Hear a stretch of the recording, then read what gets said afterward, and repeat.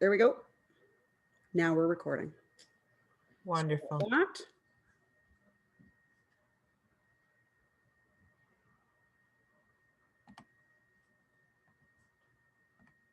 All right, so we're going to begin our session by acknowledging that we are all gathered on land that has been inhabited by various Indigenous peoples for thousands of years. We recognize and deeply appreciate their historic connection and stewardship on this land on which we live, work, and play. So tonight, our hosts are Matt and Linda Fenn of Tillsonburg Garden Gate. And this is only the first in a series of our support series. Next week, if you are interested, we have Sketchnoting 101 going on the 31st from 7 to 8:30 with Jen Giffen. And if you know Jen, she is amazing at sketchnoting and has lots to show us. And there are all kinds of events going on, including wine tasting, maker nights, knitting nights, coding, early years nights, and a whole lot more. So you won't want to miss that. And without further ado, I am going to pass things over to the folks here at Tillsonburg Garden Gate. I'm going to turn my camera off and just please enjoy this evening.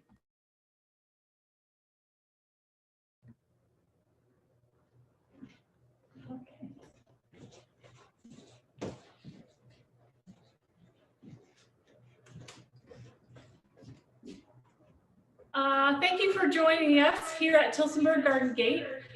We would like to thank you for everything that you do with raising our children and helping us throughout. I was a former Thames Valley District School Board employee myself, so thank you again. Okay, so hello everybody. My name is Matthew. It's my wife Linda. So tonight we're going to be talking about let's get growing. So we're going to be talking about vegetable plants and vegetable gardening, and then we're going to switch gears to talk about some house plants and some succulents and cactus. Okay, so first we're going to talk about some vegetable gardening.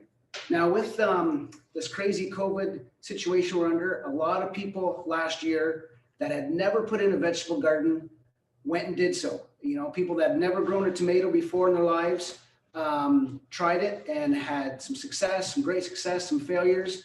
But hopefully tonight we're going to help you with a few things that hopefully that you can have some really good success in your garden. If you're a longtime gardener, some of the stuff we're going to talk about tonight will just be a refresher. For those that are just starting or want to put in a vegetable garden, hopefully tonight we can answer a few of those questions for you. So first of all, vegetable plants love sun. They almost all of them grow the best in full sun. So if you have a yard, you really want to pick where you're going to put your vegetable garden depending on how much light it's going to get. You know, if you have a big adult tree that's going to cast a lot of shade halfway through the day, that's not where you're going to want to put your vegetable garden. If you're putting in a new vegetable garden, and if you have a small lot, a nice way to do it is building a raised garden bed. You could use either composite or a plastic raised bed that you could get at a garden center or your local hardware store, or the new pressure treated wood that you can get now that's the brown pressure treated wood. It does not go into the soil like the old green pressure treated wood that was not good for plants. So the new brown stuff doesn't harm the plants. So if you want to make a raised garden with that, feel free. And if you build a new raised flower bed, you want to invest the money and put in some good soil. You know, it's going to be there. Your plants are going to thrive if they have the right soil to grow in. Okay, so picking your area in your backyards, number one, mainly on the light, and you want to make sure that it's in an area where you're going to have access to water, because all these plants, you know, they're going to need watering. We're going to talk about that a little bit later tonight, and the ability to maintain it, and you also want to be able to have it in conjunction. You want to keep your neighbors happy. You know, you don't want that 10-foot pumpkin vine growing on your neighbor's yard and making them upset. So you want to keep your neighbors happy. And when you're building your vegetable garden, if you're doing it for the first time, kind of before you even map out where you want to put it, sit down and figure out what kind of plants you want to put in it. Like I said, like for cucumbers, pumpkins, items like that, they need a lot of space. So you're going to need a big garden for multiple plants. But if you're growing, say, a row or two of tomatoes, Other side of the garden, peppers, a few other varieties, you can do that in a much smaller area. Another thing you're going to want to, we have a lot of people come into the garden center. You could have the beautiful vegetable garden growing, and middle of summer, you're going to have not just your neighbors, but those lovely pests that are in your backyard. Well, we love those rabbits, squirrels. You might want to think of, if it is a raised bed, you might deter some rabbits from getting into your garden that way. Or if it is a big garden that's just planted right in the ground, you might want to erect maybe a couple feet of chicken wire all the way around to keep especially the rabbits. They will love your garden. They'll be your best friend. They will devour your garden one night without even thinking about it. So that's something to keep in mind. And if you do see some pests coming into your garden, your flower garden or your vegetable garden, and you never see the animal, you never see the insect there, that's a good question. Take a picture with your phone, come in and talk to someone like ourselves that know, at a local garden center that could definitely probably answer those questions for you. Okay. And what I mentioned too, when you're kind of figuring out what you want to plant in your garden, you also kind of want to map it out on paper. Like I mentioned, you want to put your tomatoes on one side of your garden and your peppers on the other side. They don't do very good planting them side by side. Also, you don't want to put your nice sweet bell peppers right beside your ghost peppers, because those beautiful sweet bell peppers are not going to be sweet by the end of the summer. They'll cross-pollinate, making them both on the hotter side. Okay, so that's gives you an idea about setting up your area for if you're putting in a new vegetable garden or expanding the one you have. We'll talk about some benefits of growing your own vegetables. With, like I mentioned, with what's happened in the world with COVID, the price of food is going up. There's a lot of great benefits of growing your vegetables, your herbs for yourself. One simple thing, it's a fantastic sense of accomplishment. I've had people that have grown, the tomato for the first time, and they harvested that one beautiful tomato that they made that toasted tomato sandwich, and they thought that was a success. We'd like you to hopefully produce more than one tomato, but it does give you a sense of accomplishment when you can grow something and physically eat it yourself. You also want it's reassuring eating some produce that what's into it. If you only maybe spray the plant when they're at a young age with a fungicide and you fertilize it, it's extremely safe to eat. You don't have to worry about a vegetable being imported from another part of the world. So, you can feel comfortable feeding that to your family as well.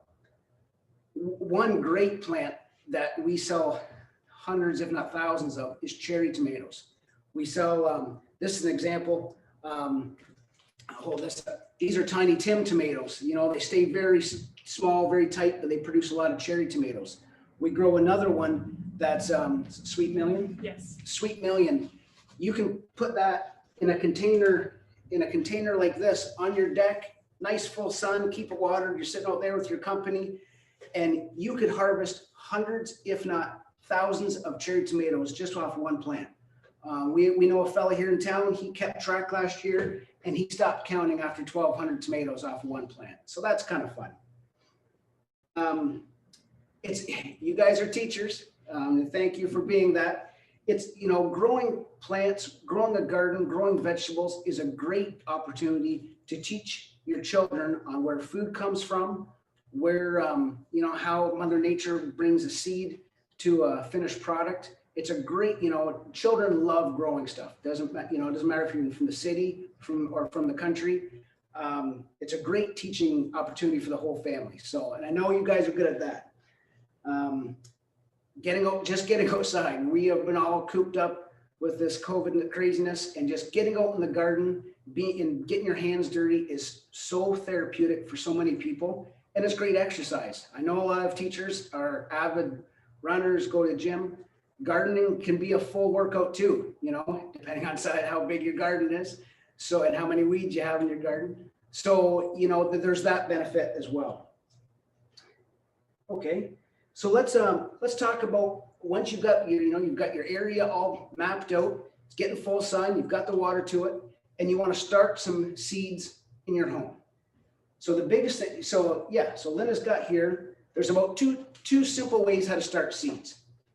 Now, we start seeds, obviously, you can see from our tray right here, we start all of our seeds just strictly in a peat moss growing media, a soilish mixture. Plant the seed, just like what Linda's holding there in a tray, just something like this, and you can start a seed that way. Or the other way, nice, clean, fun way to do it, are in Jiffy plugs. So a Jiffy plug is exactly, it's growing media, but they've just taken the water out of it, compressed it, made it into a nice clean form, weed-free, very clean to work around your home. Once you have it in your container or a nice little window box greenhouse. This one here has the dome on it as well. So then it also helps with the moisture and keeping things at the time well watered and good moisture. Absolutely. So all with these, all you do is put them in place, add water within a few minutes. They quadruple inside. They've even got the right spot to plant your seed, and away you go. Then, like what Linda said, water them in, put the dome on top, and wait for germination. Now, while Linda's hanging on to that, it's very important if you're growing anything in a greenhouse or with a dome over top, that's just to build up humidity to let that seed germinate. So once you've seen that seed crack and you've got that first taproot coming down and it's germinated, and you're starting to see maybe the first 2 leaves come out of the ground, you're going to want to take the dome off. Again, if you don't, because if you leave the dome on, it might build up too much humidity, causing your plants to rot. We don't want that. So let them get some air, and you'll have good success that way. Another couple things to show you. If you're doing cuttings or seedling, plants like to have their feet nice and warm. They like bottom heat. So if you have something like a heat growing mat that you just plug into your 120, that gives the heat, and you'll have your seeds and your cuttings germinate and root in probably half the time. So there's that you could have, or there's this option that Linda's holding. It's you can put the heat mat underneath. It's got the dome, but then it's also got a LED light that you could put on a timer, because plants, they need light, they need moisture, they need soil.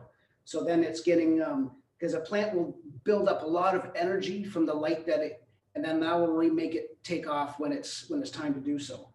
Maybe we'll show them that. Yeah. Another fun thing, some people like to grow hydroponically. So this is just a fun little tabletop hydroponic table that you could grow at your home. Leaf lettuce would be perfect. Something that that loves water, can grow in water, and that you can just keep cutting, enjoying in your salad, and it will just keep growing and growing. So that's another option. That's a soilless, that's right. Okay, so one mistake people do make is when they plant any type of seeds, is they plant them sometimes too early. Right now you definitely won't, it's definitely safe, if not before, to have your peppers planted. It's a good rule of thumb. If it takes a long time to grow in your vegetable garden, then you want to plant those vegetables earlier. But if things that grow fast, you want to wait till it's almost time to plant out, as it's getting closer to that May 2-4 magic date to plant. Things like cucumbers and pumpkins, you do not want to plant those in your house right now. I know they're fun to germinate, but you want to wait till mid-May to even plant them. And yes, that's right. Ramona say they'll get humongous. You want nice, small, compact plants, and they'll perform so much better than weak, straggly plants. We wanted to kind of show you just kind of a stage what we're at. We produce a lot of tomato plants here. Here's some tomatoes that were planted 10 days ago. They're just starting to put out their second set of leaves. A few weeks later, we're still keeping them nice and short. They're at this stage. Then we bump them up another time. Okay, that's a good idea. And see how short and firm it is. You know, we're growing this a little on the cool side, and something like a tomato in the house, you don't want to fertilize it a lot because it's going to stretch. You can even let tomatoes even get on the purple side because they'll stay shorter. And then when it's time to plant them out, then you give them fertilizer. Within 24 hours, that purple will be gone and they'll really take the nitrogen up. So tomorrow, these are going to go one more stage in here so that you guys can enjoy them on your deck this spring. So that just gives you an idea of what we do in the greenhouse for starting vegetables. What's that? There you go. And so, you know, a few things that you can plant right now in your vegetable garden are, you know, you can get your Dutch sets, your onions in right now. Seed potatoes still probably a little bit early. You know, soon, you know, you can have your cold crop plants seeded, like your broccoli, cauliflower, kale, cabbage, those things that like it on the cool side. They can maybe go in your garden come April, but they could be seeded and growing in your window or under your lights right now. And we started that. And one more thing while we're still talking about vegetables is we have, you know, herbs. We sell over probably about 100 varieties of herbs, and they're, you know, they're fantastic to use in your cooking and different municipal purposes. They are a little tricky to keep nice in a house because almost all herbs love full sun. So if you have a really bright room, like a bright window, well, your herb will probably do quite well there, but they're going to keep growing. So what we tell people, if you're going to have your herbs in the window or under your lights, if you're not going to be cooking with that this week and it's still growing, just keep cutting it. Let it keep bushing out, but don't let it get tall and straggly. And I think you'll have better success with your herbs. But they do really good in full sun outside. So they can even be planted in a pot that a lot of people use it in their on their patios. If you're out near your barbecue or something like that, then that's something that you can use as well. While you're on herbs, Yes. Yes. cilantro. Cilantro, yes.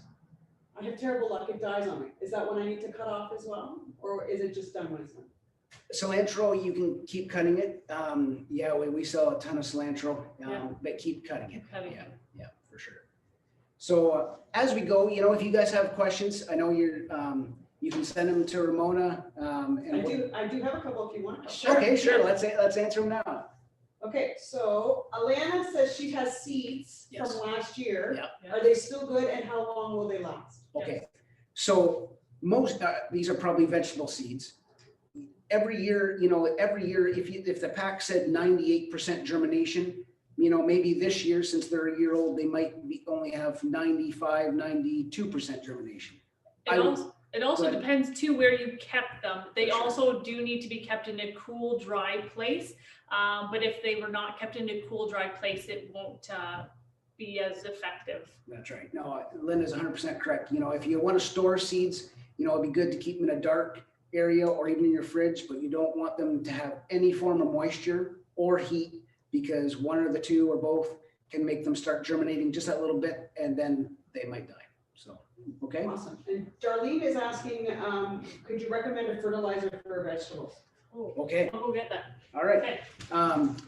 That's a great question, Darlene. And what we suggest is wait to get your plants planted in your garden and let them start to get established, you know, starting to take off kind of more at this stage, then start putting the fertilizer to it.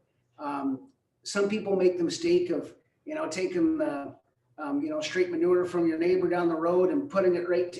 Sometimes you can do more harm than good. If the plant's still too young, you could burn the roots very easily.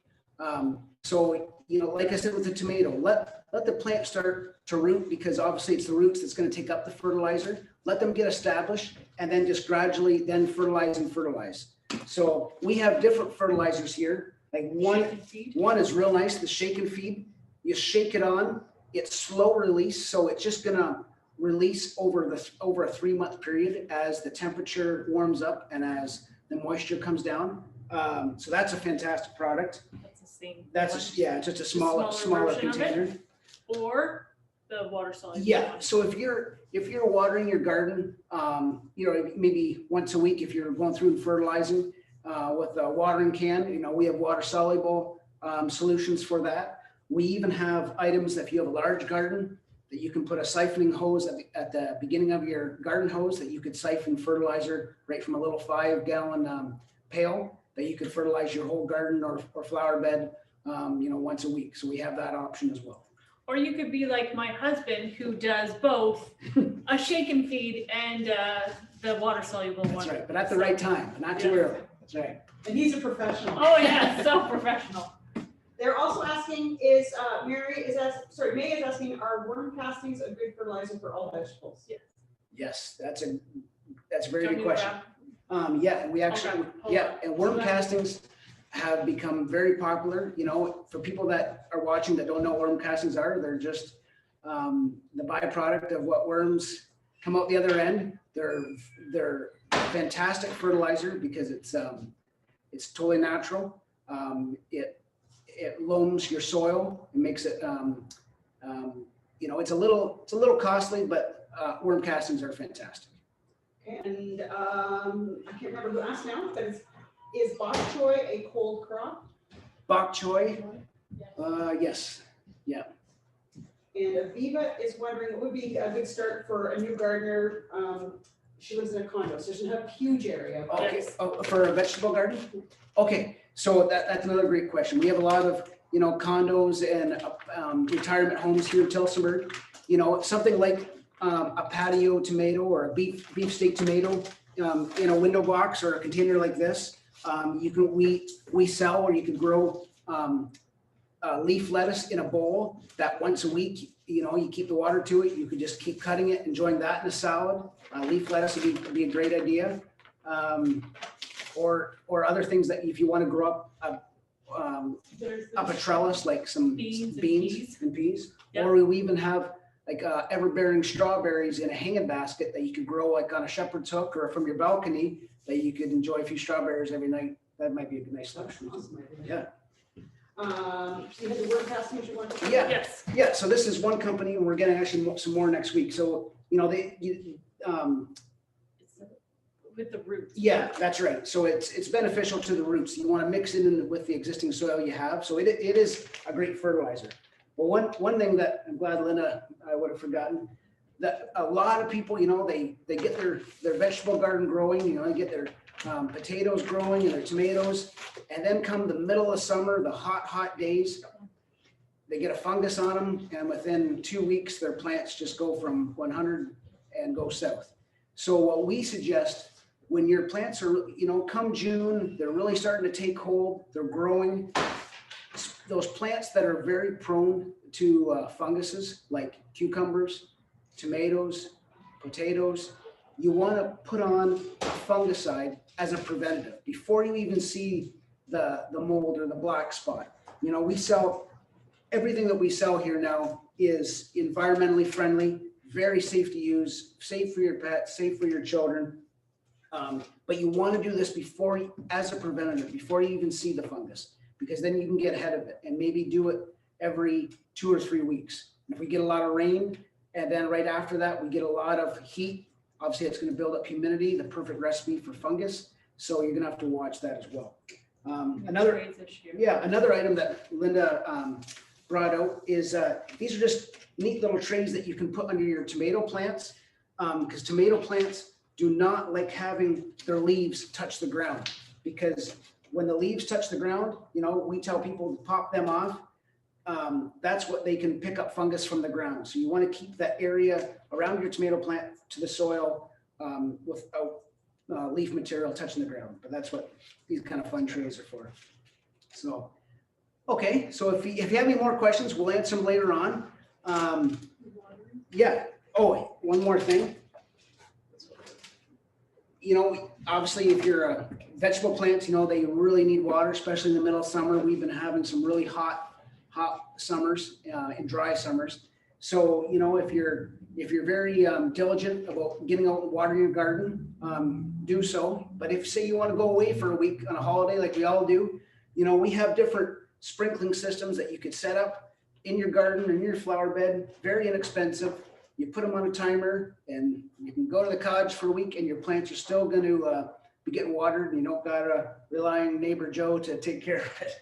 So that's an option too. And that's very important. We've had a lot of customers come back and say everything was doing great. We went away for 10 days and came back and my niece forgot to water it and it's all dead. So for 20, 30 bucks, you could solve that problem. So that's something to keep in mind.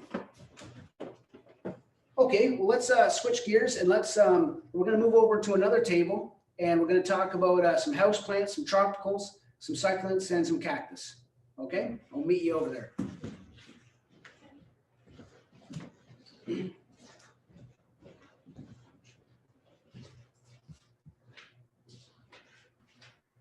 Just while they're moving, Matt, I had a couple questions. If you plant the bottom of a head of romaine or celery, how Yes. successful will you be with that? Just planting the head? Just planting the head? And probably not really. Not really. Matt says not really. Not So really. It's a good experience. it's a good experience, experiment. Yeah, but if you cut the head of a head lettuce, you might possibly get a second head from that. Okay. And even with a cage, my tomatoes fall over. Bigger Okay. cage, Ty? Yes. Bigger cage. We have some taller 4-foot stakes, metal stakes that are covered in plastic that you want to stake your tomato. That's a very good question. As it gets taller, because you don't want them falling over, especially when they start bearing fruit. They do have a lot of weight on there. So just definitely just keep staking it up. Okay. Okay, I think that's good. Is that good? Is that good, Ramona? Okay, great. Okay. So now we're going to talk about some houseplants and some succulents. Another great item that since this COVID, people have been home, they've been doing work to their house inside and out, and houseplants have become extremely popular once again. Which is fantastic for both, well, for us, of course, but they add so much to a room in your office, any room in your house. So we want to kind of talk tonight about how to take care of them. There's a few simple kind of rules of thumb that, you can go with. And obviously, because it doesn't matter what kind of plant you buy, we want you to have success with it. So just like vegetable plants, the biggest thing before you go off to your garden center, and you look in your living room and you have a big corner and you want to figure out, oh, that nice floor plant would look nice there, is the lighting. All these tropical plants, they either take full sun, part sun, or pretty much full shade. So you're going to really want to see how much light in the wintertime or in the summertime, how much light during the day that's getting, so you get the right plant for the right area. And watering is probably the number one thing that people do, either on the wrong side, which kills their house plants and especially their succulents. So if you're someone that really enjoys once a week to go around watering all your plants, well, maybe you want to buy some plants that like it more on the wet side, something like a spider plant. That's one of the top 6 air purifying plants. They love water. Another plant is a peace lily or spathiphyllum. They love water. They can almost be sitting in water, which very few plants don't like, but that's one that can. While I have this in my hand, this is another plant that takes very, very low light. So I say you have an area like a bathroom that's high humidity, but you only got a small window, very low light. Peace lilies love water and they like low light. The darker the green they'll become with less light you give them. And they're very forgiving. Yes, if you forget to water this guy, it will totally flag down, droop down, and it's time to give it water. You don't want to do that too many times, because what will happen is you'll start burning the tips and the leaves will start going yellow, but you don't want to do that every time, but they are very forgiving. Another plant that loves water are ferns. Yeah, it's one of those plants that I don't like, that you can't almost overwater. Yeah, you want to grab that, Linda?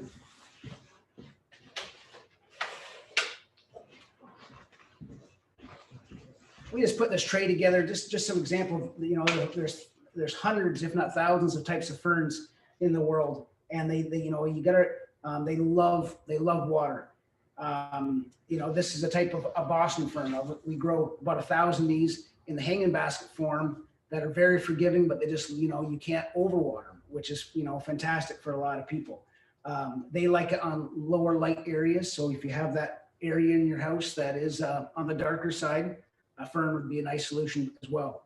So like I said, ferns are also on the top 6 air purifying for your room. And they're pet friendly. And they're pet friendly, that's right. So that's, you know, we talking about plants that purify the air. We've had, you know, a few customers come in and say, oh, it's a myth, you know. Well, it's not a myth, you know. Plants, you know, you guys are teachers, you guys are very smart, taking a lot of science. Sure, some of you teach science. You know, a plant takes carbon monoxide out of the air and releases oxygen. So all plants definitely help with the air in different forms. You know, some of them are better than others.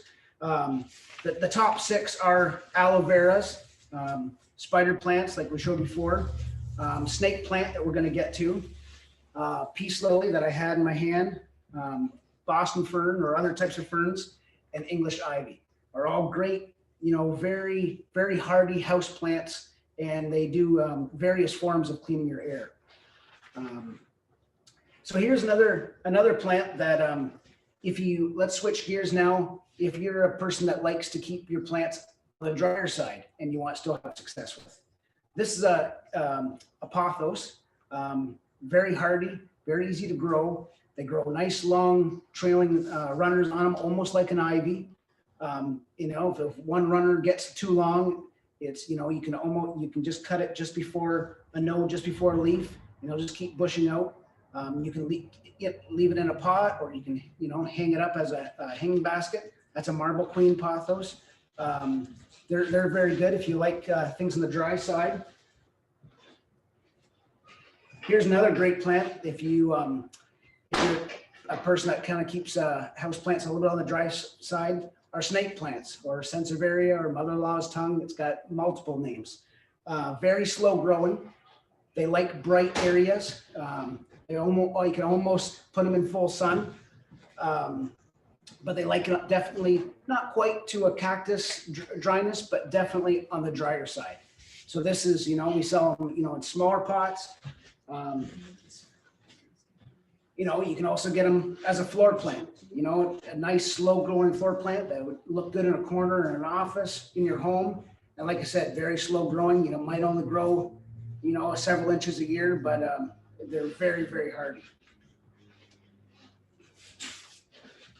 There's a few other tropicals we're going to get to in a minute, but while we're on the topic of keeping things dry, I'm going to touch a little bit on succulents and cactus.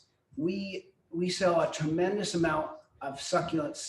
The last few years, they've just taken off like crazy. You know, they're in all the home decor magazines, on your coffee table, different parts of the house.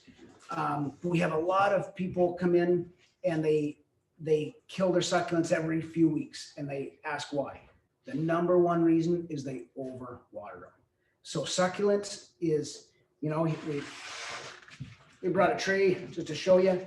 They like it on the dry side. So we tell people, give them a really good drink and then forget about them. Let them dry down to almost powder dry. They see how dry that soil is. There's not, you know, maybe this week, you know, this will get a drink, but all succulents and cactus, they retain so much water in the leaves. So they're already full of water. So even though the soil's dry, the plant still has it within itself. So do not overwater your succulents. That's what kills them. You'll notice the on the top, the soil will go a different color than you're used to, and that's a good indication to when to water or when not to water.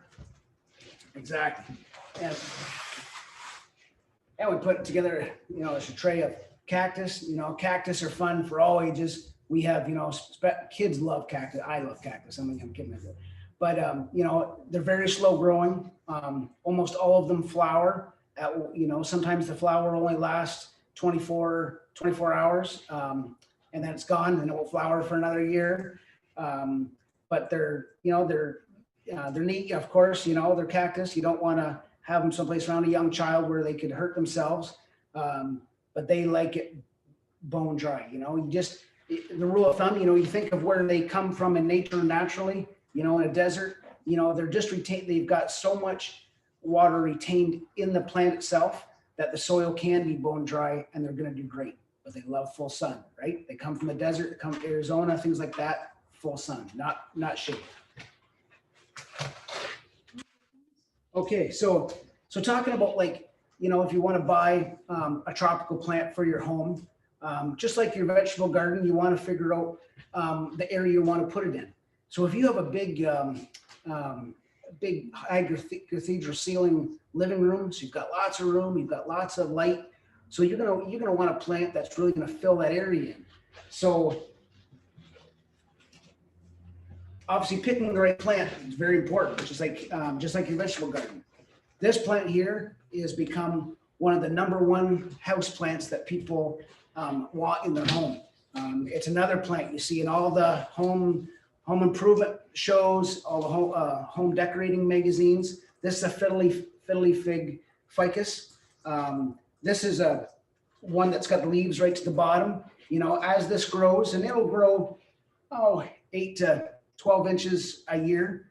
If you want to make it look like a tree form, just let it keep growing. And then maybe as it gets taller, then you can start taking the odd leaf at the bottom and making the trunk more exposed as it grows. If it continues just to grow straight up without any branching on it, and you get it to the height that you want it, I know people think they're afraid to do it, but we do it all the time, is you cut it, you snip, you prune it, and that produces all the growth to go horizontally instead of vertically. So this is a fantastic house plant. We can't keep them in stock. This one, a lot of house plants, they're started in Florida or California. They got the perfect growing environment. So this one was brought up from Florida. So it's slow growing, but a lot of people have good success with this plant here. Oh, another very popular plant that's it's been around for forever is a split leaf philodendron. The leaves, we have two in the back greenhouse. The leaves are as big as our sun. They so you have a big area that it can grow, some diffused light, this plant will get big. And it's quite a lot of floors, and you can use it for your home. You can cut up, take a few leaves, cut them at the base, stick them in a vase, and you've got a centerpiece for a few weeks. So that's a very popular plant right now.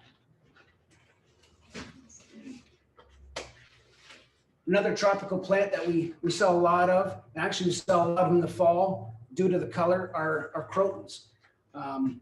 These plants like the heat. They do not like any drafts.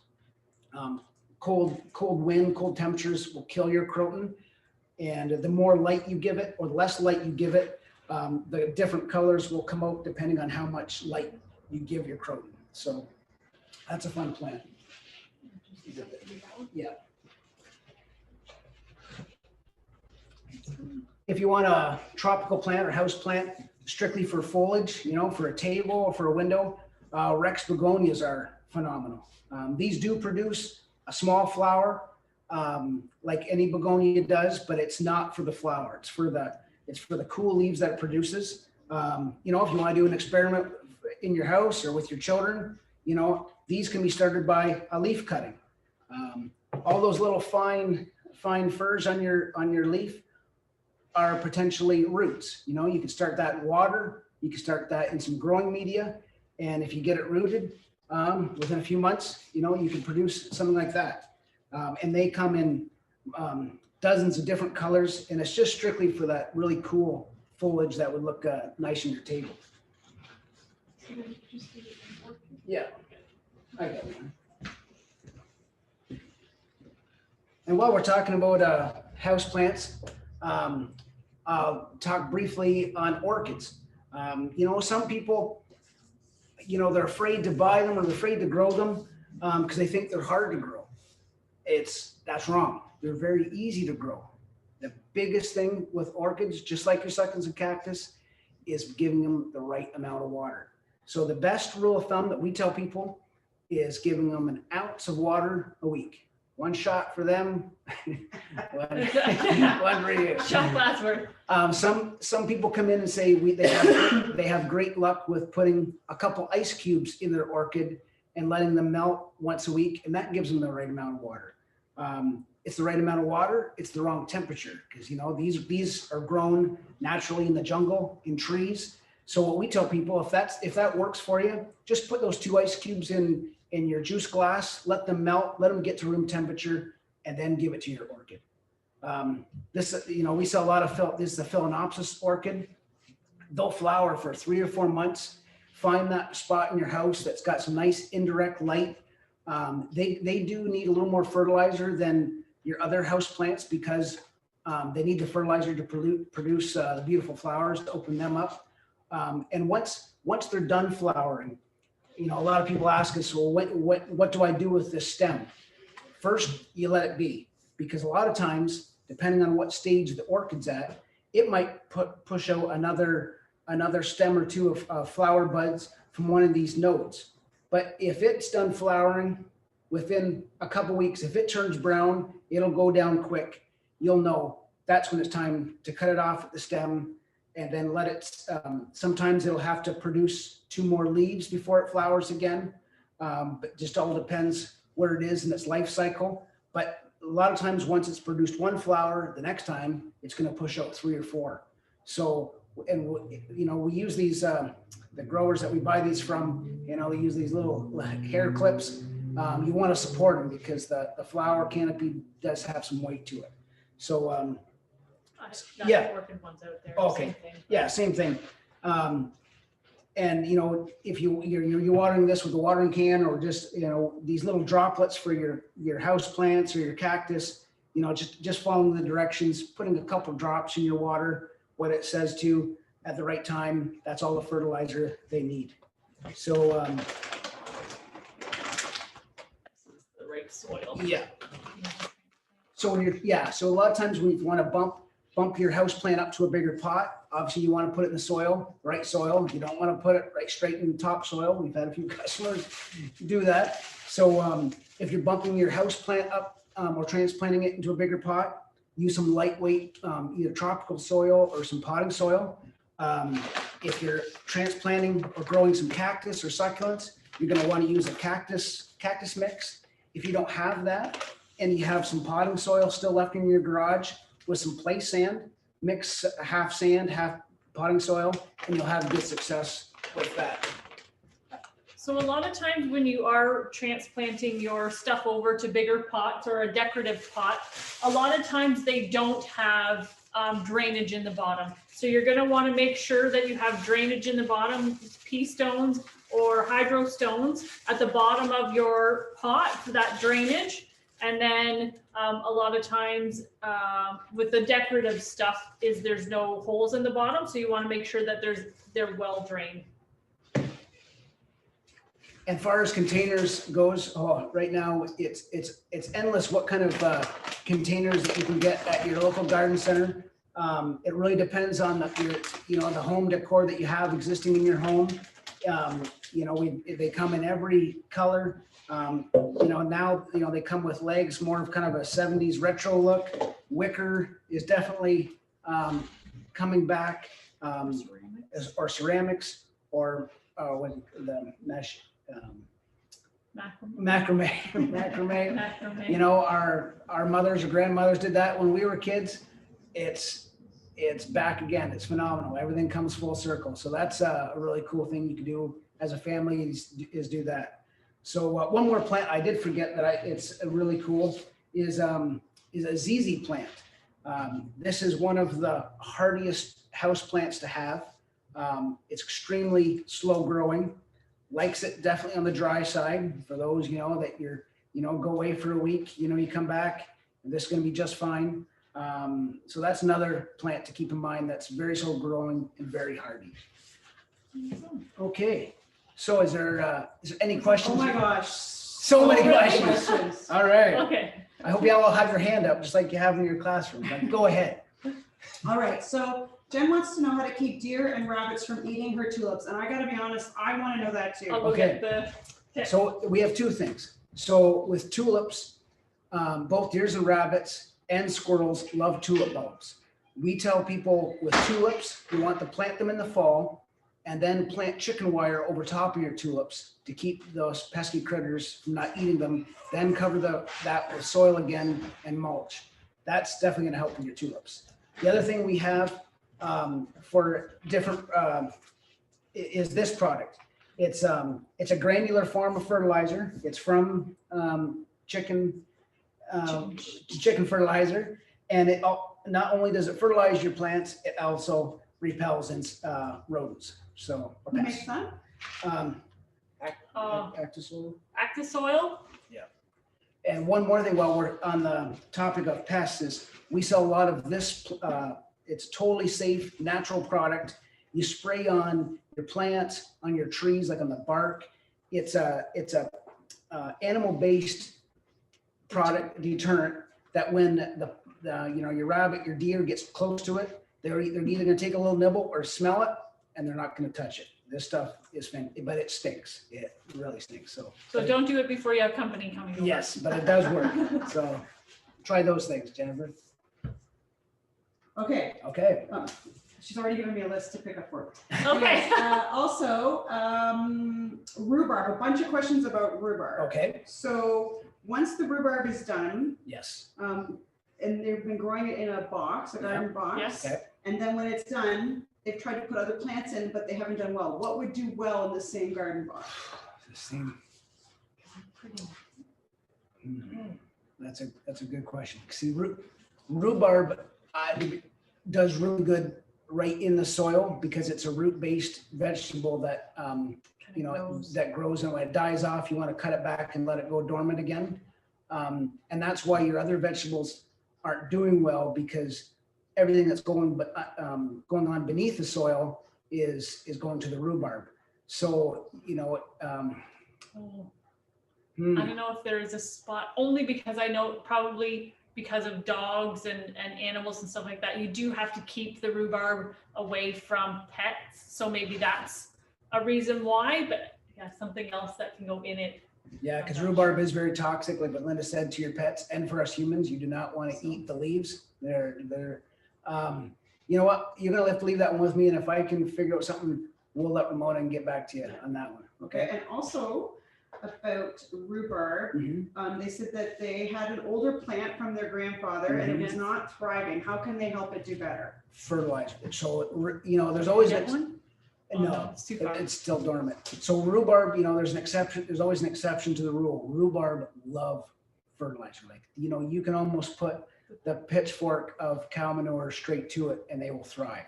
So that's the what manure it's the part. manure. You just get that soil, so rich a soil that it's green as grass. That's what it needs, fertilizer. Okay, and I had, my husband asked actually. Okay. With the rhubarb, when you're cutting it. Yes. Some people say you should pull it right out from the root, and other people say, you should cut it. Cut it. Cut it. Yes, because if you cut it, you still might get a few more cuttings from it, because when you're pulling it, you're disturbing the roots. You definitely want to cut rhubarb for sure. And they said, how should you fertilize the rhubarb? You said poop is fine, but Absolutely. Or Steer manure, cattle manure, or Cattle- 2020, hold on, triple 20 that we triple sell. 20. We sell bags of composted manure, cattle manure, mushroom compost, but rhubarb can definitely take the fertilizer. You can be very aggressive with fertilizer with rhubarb. And 2020 is what we recommend for blooming, grows bigger, and the plants itself are bigger. All right. okay, back to the tulips. The squirrels Yes. move their tulips. Yeah. When's the best time to move them back? And there's also part 2. They left the bulb alone, but ate the flowers. Yes. Yes. Okay. So one thing with squirrels is they will not touch daffodils. Okay. So that's why, daffodils are a fantastic flower. They're a flower for, to fight against cancer. It's a great bulb. So that's one thing that you can plant in place of or with it.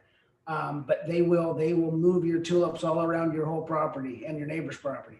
So You can move them. It's probably best after they're done flowering. Let them die. Let the foliage die right down. So all that energy, I call it switching gears, is going back down into the bulb. Then move that bulb to where you want to originally have it. And then, like I said, put chicken wire over top, or using that granular stuff. That does help, but using the chicken wire will keep the squirrels and small rodents away from your tulips. Best time to fertilize the rhubarb, spring? Spring, yes, yeah, you could be, as soon as you start seeing that rhubarb start crowning out of the soil, you can put the fertilizer to it. Yeah, for sure. Okay, let's see here. Jade plant. Yes. They had it for 25 years, Mhm. but it only flowered twice. Twice. Why? So a jade plant is, we might even have one here. No, that's okay. So a jade plant is, no, oh, There's a little one. there's a baby jade plant. We have several of these that are, probably 10 years old, that are almost 3 feet tall. They're a very, they're a quite fast growing succulent. And they'll really branch out, and they really become, it's kind of a neat Asian, kind of a really cool plant. But they will flower, and their flowers are kind of really cool. One way to trick a jade to flowering it is letting it get bone dry. So the plant, Mother Nature thinks, I'm dying, I got to reproduce myself, I'm going to produce a flower to produce a seed to keep my species going. So if you trick it to letting it get really dry, even drier than you should, it will start pushing out a flower. Then you give it some water, so you don't want to kill it. And then that's how you can trick it to flower. Okay. Okay. Let's see here. How do you know which corner of your house can handle a tropical plant? They'd like to plant a lemon or a fig tree, but they're expensive and they don't want to screw it up. Okay, that's a great question. So citrus trees, we have some coming in this spring. Citrus trees are tricky to grow in your home. But so you think about where the limes and oranges and nectarines are grown. Florida, that's a great spot. They love full sun, so you're going to give them as much sun as you want, but they don't like very good soil. It's one of those plants that do better in poor soil. So the soil in Florida naturally it's not like our nice sandy loam that we have here in southwestern Ontario. So a lot of people make the mistake of repotting that cool citrus plant, and they are expensive, and then putting it with nice rich potting soil. You're actually doing it more harm. So kind of using a mixture between some sand, some potting soil, maybe make your mixture, but don't make it too rich. And the other thing with citrus plants, when you have them outside in your deck, they're getting full sun, they're doing great all summer, then you'll bring them in your house. They are very susceptible to bringing insects in. So what we tell people, Linda will get one. We tell people this is for any house plant or any plant you're going to bring in, but especially for citrus trees, is before you bring them in, you're going to want to treat them with, say, insecticidal soap before you bring them in, and maybe 2 or 3 more times once you bring them in, about every other week, because I almost guarantee you they'll bring in some insects. So I hope that helps. Hopefully that answers the lemon tree question. Yes. If you have more, throw them in the chat. Okay. Linda's growing in. Endo or. Okay. So, here's a good, so this is just straight insecticidal soap. It's stronger than your ivory soap / water. But it's what insecticidal soap actually does. It strips the insect of its protective little shell, and Mother Nature and the bacteria in the air actually finish the job. So that's what insecticidal soap does. This is stronger than insecticidal soap. It's called Endol. We use this in the greenhouse as well. Totally safe. This company's called Safers. But the nice thing about Endol, it's a miticide, insecticide, and it kills all 3 life cycles. With insects, they have such a short life cycle. Sometimes they only live from egg to adult for only a few weeks. So with this product, you can hit your plant a few times and it's going to get all 3 life cycles at the same time. Does it work with the Japanese beetles too? No. That's something. No. Do we So have traps for that? yeah, so Japanese beetles is, 2 things, is trapping them, and the traps do work. People are afraid to put a trap out because it's going to attract them. If they're already in your garden, so you might as well get them consumed in a bag. So that's definitely one of the best ways to get rid of Japanese Okay, beetles. and a couple questions about aphids. Okay. Oh, yeah. Just aphids in general Yeah. and Fungus aphids strips. on tomato plants, I think it was. Okay.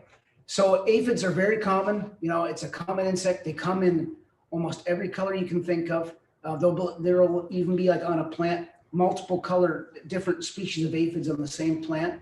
The nice thing about aphids, they're very easy to kill. The products we showed you will definitely, when you buy your insecticide, make sure that the insect that you're going for is labeled right on the product. And if you're not sure, you come and ask someone like us, because we've used these products. But if it says, this one has right on it, it's the number 1 is for aphids. So you're going to want to spray them really good and spray them underneath the leaves, because that's where they're on the stem. The aphids love to be on the stem and underneath the leaves. That's where you want to hit them. Okay. Good succulents for terrariums. Okay. So that's a great question. So with terrariums, all succulents, and they like to be in there, but you're going to want to find some succulents that stay short and that grow maybe slow. You don't going to want that big 3-foot jade plant growing in this, right? And soon it's going to be There's kits. it's going to outgrow your terrarium. So this is just something our staff put together. They put a couple little echeverias in there, another little trailing succulent in there. So finding succulents that grow slow or stay low are going to be great for your atrium. So, and if you're unsure when you come to a garden center, just ask one of the staff, and they'll help you out. We'll help you out with finding the right ones. Okay, lots of teachers have those growing towers in their Yes, schools. yes. Yeah. The tonic A and B, is that something you can get at any garden center for it, or is it a specialty? I think it's the. So Linda, you had one of those at your school, Yeah. right? Mhm. So those growing towers, and my son has one at his school. Those growing towers are they're all growing hydroponically, correct? Yes. Yeah. So that that's something you might not get at all garden centers because it's a hydroponic kind of a specialty item. So you're gonna have to almost go to either hydroponic area or online. Yeah. Yeah. Okay, are gardening zones changing with climate change? That's a good question. And I'd say yes. So that's a very good question. So when you're buying, I'm glad you brought up gardening zones, because when you look at different maps of Southwestern Ontario, where we are, some of it were either 6A or 6B, depending on what map you look at. Our summers are getting longer and drier. Our winters are getting warmer. So I think as the years go on, those maps are definitely going to change. If you're planting, perennials, trees, shrubs, perennials, that obviously you want to come back every year, play on the side of caution and plant something that's definitely going to take our zone. Okay. That's definitely hardy for if we do go back to those cold, long winters that we had when we were kids, but I think they are definitely changing. Tent caterpillars. Tent caterpillar, yes. Oh, yes. Yeah.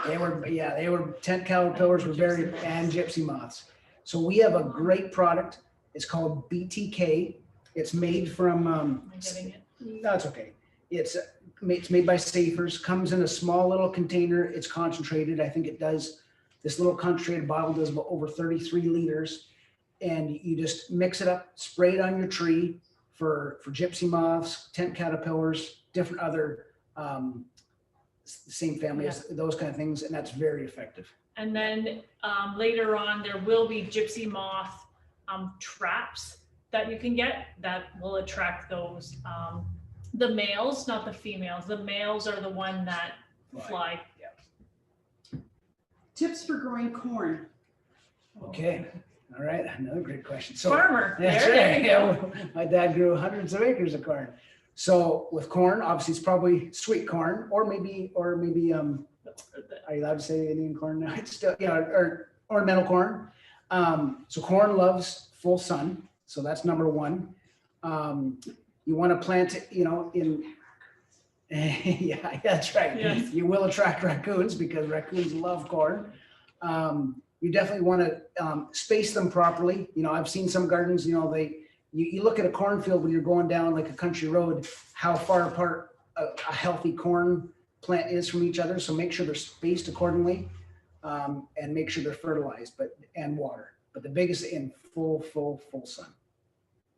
Okay, I think that's the last of the questions. Okay.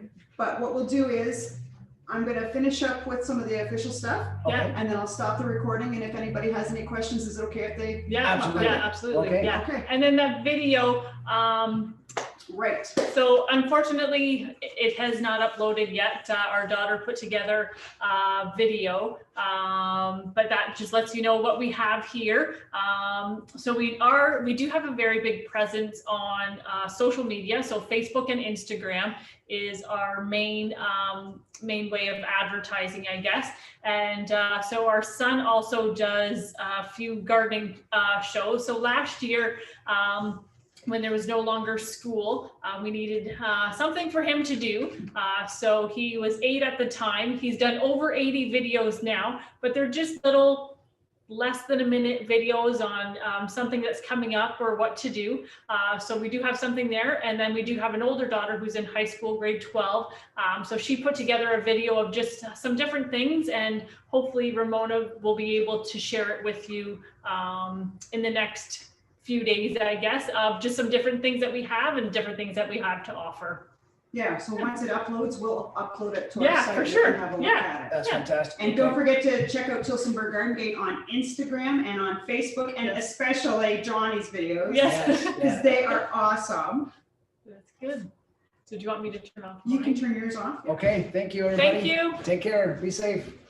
Okay, so first of all, we want to thank our hosts, Linda and Matt Fenn, who did a fabulous job answering all our questions and showing us some new things as well. Just a reminder that we have the spring support series going on for the next 2 months. Next week, we have Sketchnoting 101 with Jen Giffen from 7 till 8:30, and you won't want to miss that. We have all kinds of things going up: an afternoon tea, a wine tasting with a sommelier, maker nights, paint nights. There's so much fun, you're not going to want to miss it. So make sure you're checking out all those things on echo.org. There are also prizes. We couldn't have a support series without swag. So all those door prizes will be drawn on the 20th of, I believe it's May. I just lost my slide. And the winners will be notified by email. So I'd like to thank you all for joining us this evening. I'm going to stop recording. And if you have any questions, just stick around and we will answer those as best we can. Okay. Thanks so much. That was fabulous. And thank you for moderating, Ramona. Thank you. See you all later.